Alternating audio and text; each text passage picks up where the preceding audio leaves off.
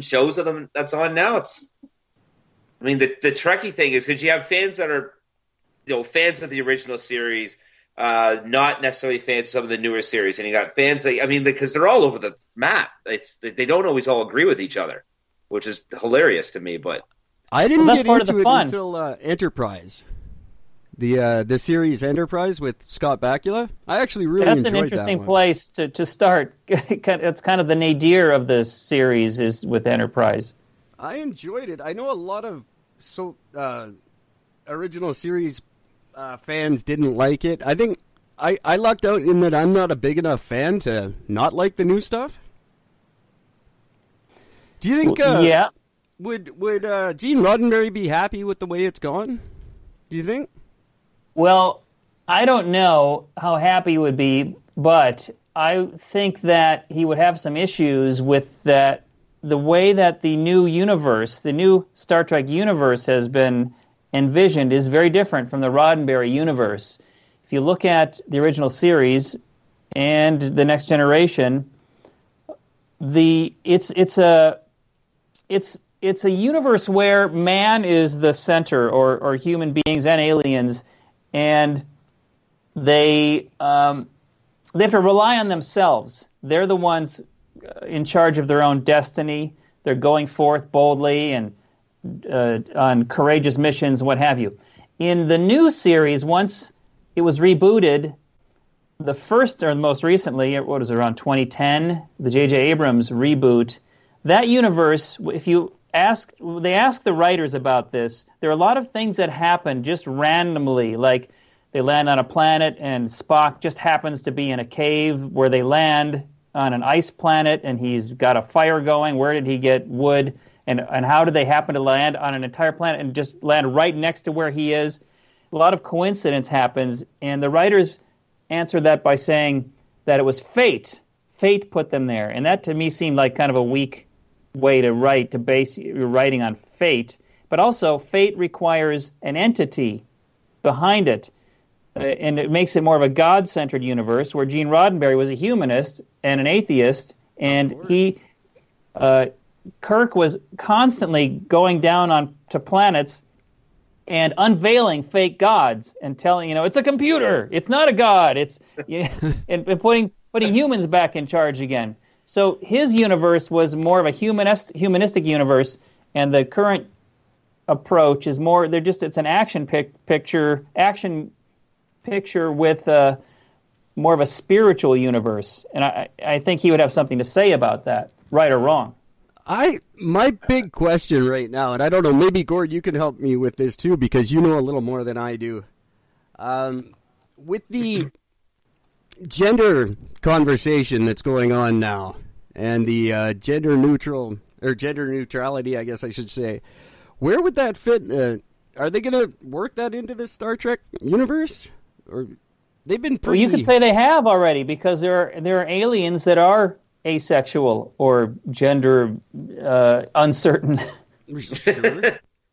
I guess that's absolutely true, because there's there actually are a couple that have, you can't tell the male from the female, if you will, or even if there is a male or female. But Kirk still sleeps with them. Well, of course, Kirk. The original series is a very strong masculine-feminine dynamic. Yeah, very. They definitely sort of, but do you think that, I wouldn't even say that was necessarily even a conscious decision that they were necessarily doing, as much as it just, when you're looking at different species across the entire universe, some of them are bound to be very drastically different than just having a male and a female. So I think that was a really good natural thing for that show to do. It's logical. If you look at different animals or different species on our planet, you're going to find some clone each other, some switch genders. There's all manner of untoward things going on. But also the good writing on Star Trek, if you look at particularly the original series, but current writing also, it'll tend to reflect whatever's going on socially at the time. Even though the story's set in the future in space, it's about what's happening right now to us socially. Yeah, it makes perfect sense. So, but what I like with these, you don't dwell on the fact, though. That's one thing I really enjoy about it. They might have those characters in there, but they don't They don't have somebody walk up by going, "Hey, look, a gender-neutral alien, awesome." Are we on the right track, do you think, politically, socially, to get to where they are one day? Like first we have to survive, and that's questionable. If we're how many more years we're going to make it as a species? That's very true. With Trump planning on going to the moon in 2024, do you think that's just part of that? That's part of surviving? Is it maybe planning ahead for when we ruin this planet? Well, the moon's not a very hospitable place. We do better to fix up this environment than to try to make it rain on the moon. Oh, I fully agree. I like the moon for a starting point for space mining. There's a lot of resource extraction they can do out there. That's what I've been reading about. That seems really cool.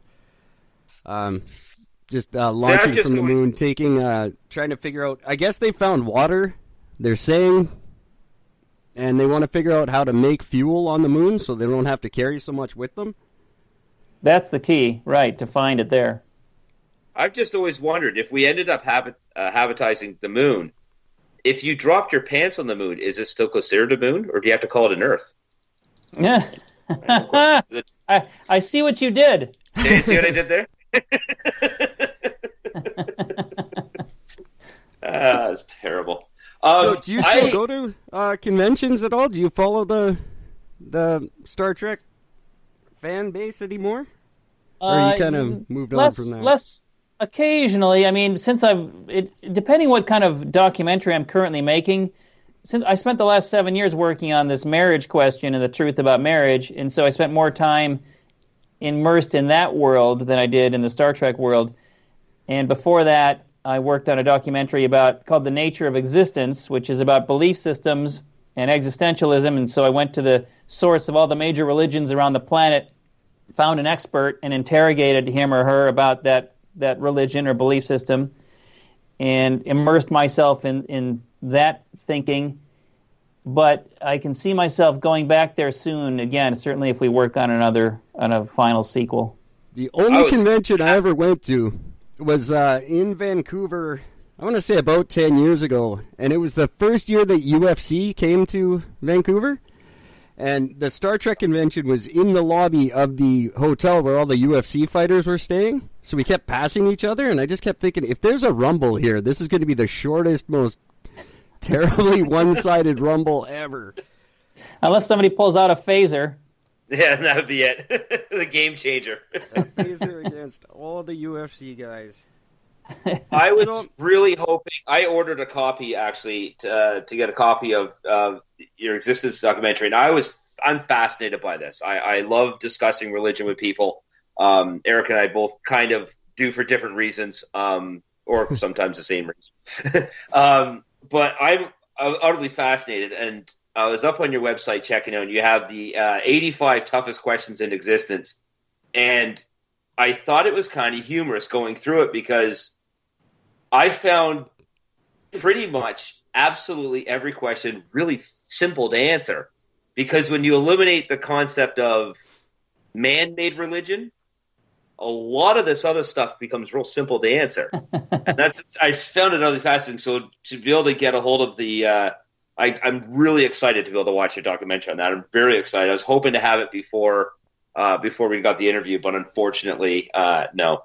Well, one of the questions that's a good example is I asked all these questions usually of everybody, and I would start with, why do we exist? That was my opener, which is an impossible to answer question, really, and which leads to, what is our side? Go down the list. What is sin? What is the soul? What is the afterlife? And if you take one of those, like, what is the soul? How do you explain what the soul is? Well, certainly the different religious experts had different ways to explain what happens to you when you die, where you go. My favorite answer came actually from a particle physicist at Oxford who had the shortest answer. He said, when I said, what is the soul? He said, the soul is a type of wishful thinking that resides in the frontal lobe. Fair enough. That's fantastic. Very short, very succinct. Did you find there were a lot more similarities than differences when you compared them all? Like, well, part of the humor, it's a very funny documentary. It's more of a comedy, really, because existentialism is about absurdity. You have to embrace the absurdity of existence. Oh, of and when I talk to religious experts, they tend to regurgitate scripture. They swallow all the scripture and then regurgitate it instead of thinking for themselves, thinking critically. And a scientist, by nature, has to think critically and examine and ask why and challenge. And so they come at it from a much more philosophical point of view than a religious expert. But when I ask them all the same questions and then juxtaposed all their answers side by side, it became naturally humorous to watch one person after another. When I would ask a question like, what is the afterlife? They're all cocksure of themselves. They have the answer, and then they'd be diametrically opposed to what the next person says, who's also absolutely certain that he has the answer. And the next one after another, it becomes naturally absurd.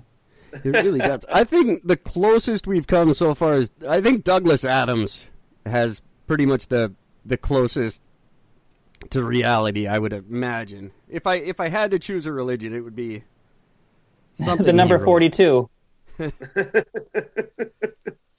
See, after going through these questions, there's only one question about all that actually got me the most, and ironically enough, it's what is truth? And the reason is because, well, truth is nothing but perception and opinion, really. You can have 10 people standing around staring at the blue sky. If 9 out of the 10 people say that sky is green, well, the sky is green because, numbers have it in the sense. And that's the way truth, especially nowadays, has really become.